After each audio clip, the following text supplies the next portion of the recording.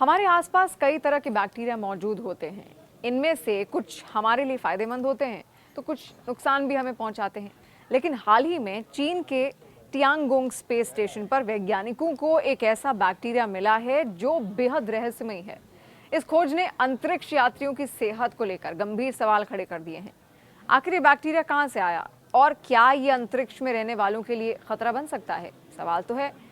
The सन की report के अनुसार टियांगोंग स्पेस स्टेशन पर मिला ये बैक्टीरिया अपनी अनोखी खूबियों के कारण चर्चा में है। इसे जीवित रहने के लिए ज्यादा संसाधनों की जरूरत नहीं पड़ती और ये विपरीत परिस्थितियों में भी आसानी से जीवित रह सकता है।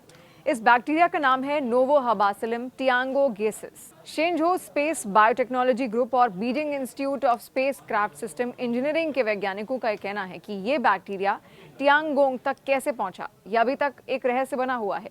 अंतरिक्ष में बैक्टीरिया आखिर पनपा कैसे, ये सवाल अपने आप में बहुत बड़ा है। ये बैक्टीरिया अंतरिक्ष में आखिर विकसित हुआ कैसे?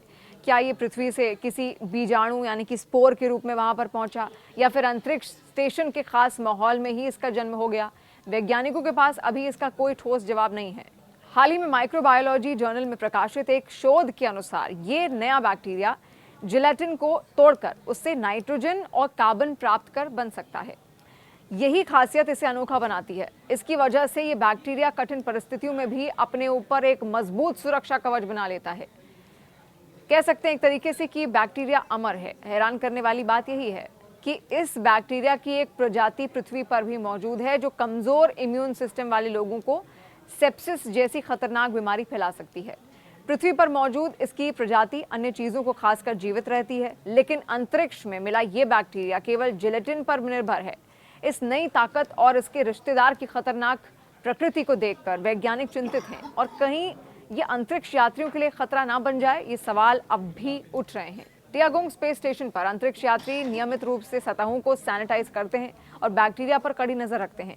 स्टेशन में हवा को साफ करने के लिए खास फिल्टर सिस्टम भी लगे हुए हैं। फिर भी पृथ्वी की तरह अंतरिक्ष में भी बैक्टीरिया से होने वाली बीमारियों को पूरी तरह रोकना मुश्किल है।